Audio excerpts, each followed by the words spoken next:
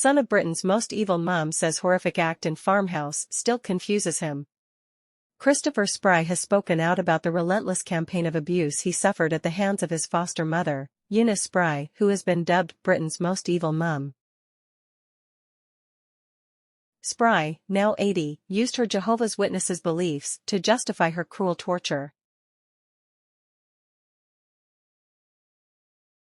Spry moved her family into John's secluded farmhouse, and 4 months later, he passed away.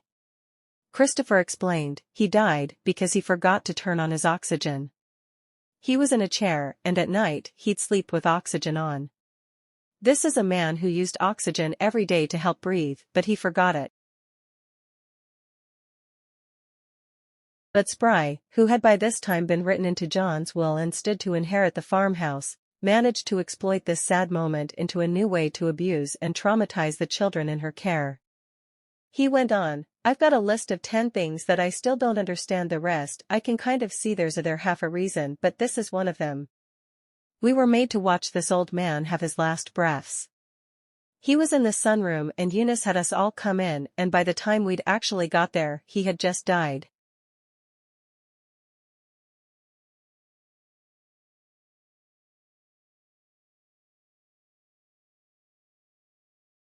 See also, my abusive Jehovah's Witness mother tortured me for 13 years, minutes with.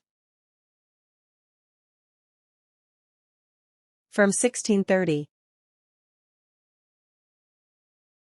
We had this amazing holiday in Florida that came out of nowhere. So we were being heavily abused. This is just after all the starving going on. We were really in a bad state. And then one day Eunice announces we're all going to Florida. And we were all bought clothes, suitcases. We all roll up at the airport. We fly business class to Orlando. Like, we rolled into Florida and she was being loving. You know, we landed at the airport.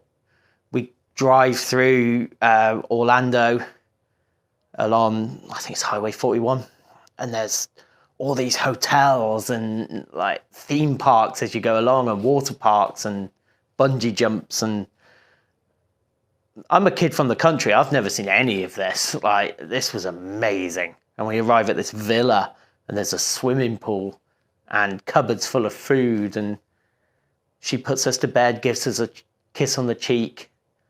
We wake up the next morning. I'm expecting our daily punishment. No, we're given breakfast. We're given actual food. And we go to Disneyland. We go to Cape Canaveral. I swam with dolphins and stingrays. And we had the best holiday in the world. And no abuse.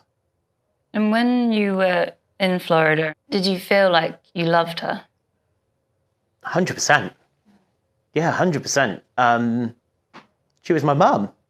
She, you know, she'd give us a cuddle each morning. She was feeding us. She was taking us to these amazing things. I want to think that maybe she was really loving us at the time. But how can you flick a switch that easily? I don't know. I've got my personal thoughts. I think we were sexually abused out in America. That is my thought, because there are evenings I can't remember at all. We were in this nice villa, there'd be lots of visitors, and I can't remember most of that. And it's only as an adult now when I try and piece together the pieces, I'm like, something wasn't right out there. Also, how do you fly all those kids across the world? You know, she has no job. That's a lot of money. I think there was a reason we were out there, but I don't know. I have no proof of that. That's just my thought.